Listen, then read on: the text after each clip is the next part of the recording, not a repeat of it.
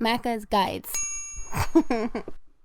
Hey, what's up guys? Maka here. In today's video, I will be summarizing my gaming experiences in 2015, going through a quick list of kind of how many trophies I've gotten, how many achievements I've gotten, and giving you a few kind of cool statistics that you can also check for yourself. We will start off with my PlayStation 4 trophies, as they are not very impressive. I got 64 trophies in 5 games total. I know it's not a lot.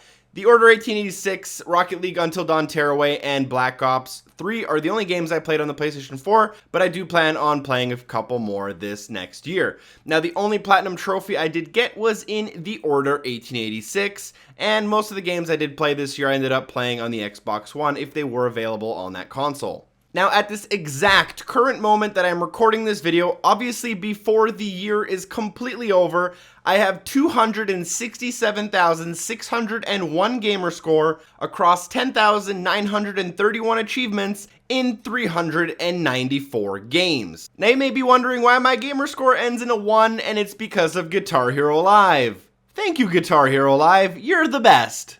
So if you've paid attention to your Xbox Live gamertag linked email account, you may have gotten an email with the link in it.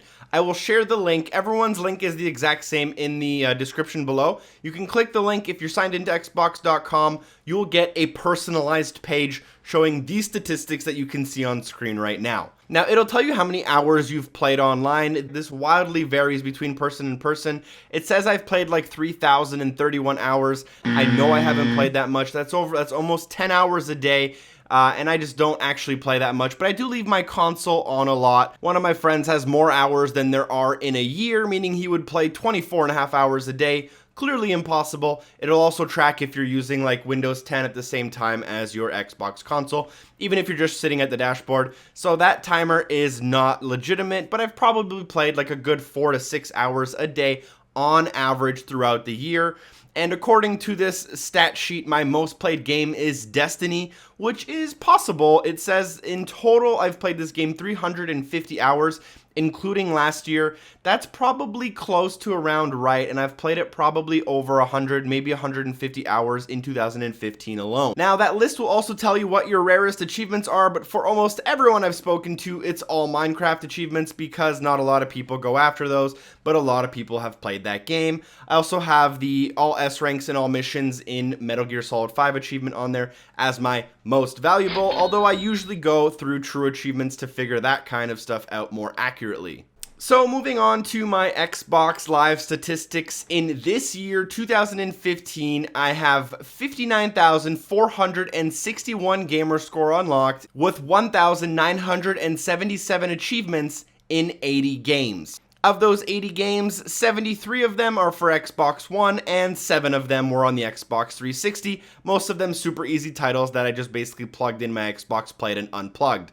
My Xbox 360 is no longer a permanent staple in my gaming setup.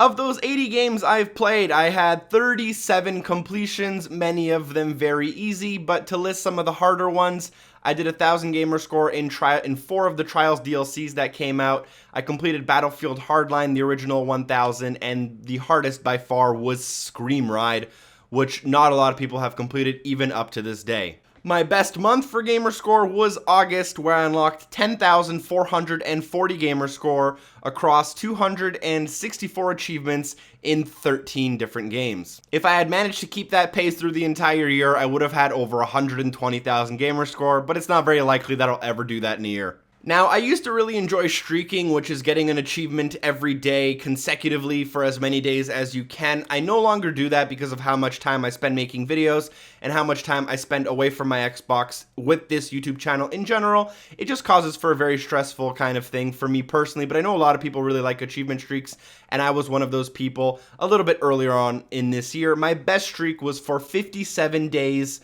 which started on February 28th. I got 17,200 gamer score across those 57 days for 557 achievements in 27 different games. Again, these are all numbers that you may or may not care about. I thought I would share them. I would love for you guys to share with me how much gamer score you've attained this year. You can use that link that I was talking about down below. It's a little bit inaccurate. Instead of the 59,500, it told me I had about 57,000. So it may be plus or minus like 5% of what you actually got. I'd love to hear if you guys want to share your information down below. I want to know how much gamer score you have or how many platinum trophies you were able to attain this year. I find that stuff like super interesting, and I know you guys would love to share that information, so go ahead. Also, I did play like 80 games this year, which is about like 7 games per month. I actually received close to 200 games from like developers and review copies. It's just literally impossible for me to play a different game every day, which I would literally have to do to be able to play all of these games. So a lot of games I kind of skipped out on. They're on my hard drive in my backlog.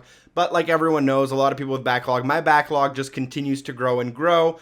And I find less and less time to go back and revisit some of these games. Although I try my best, I have a list of ongoing games that I need to play again or start playing for the first time. However, you know how it is. You're about to start playing a new game or an old game in your backlog, and then a new game comes out, and you just have that inclination to always go for that new game, especially for me when I know that the people who are watching these videos are the people who are buying the new games and trying to complete them, and I'm trying to have those good videos up as soon as possible. I'm always going to end up going for those new games, so my backlog grows and grows. So yeah, people always wonder like how many games I have. I have a lot of games, like over 200 probably by now on my Xbox One. Most of them I did not pay for, but I try my hardest absolutely to play every single one, but it's not humanly possible for just one guy like me. I also did do some math though about how many games I gave away this year alone, and on Twitter I gave away close to like 70 games worth probably close to 1,000 if not more dollars. I gave away some full retail titles like Rainbow Six Siege Gold Edition, which is worth retail over $120, and I gave away like a ton of small indie games worth between $5 and $15. So hopefully that was pretty cool for anyone who could have won those competitions. I gave away a lot of games, met a lot of cool people this year. Thank you guys so much for watching, and hopefully I'll see you next time. Please feel free to share some of your stats in the comments down below, and hopefully I see you this time next year. Peace!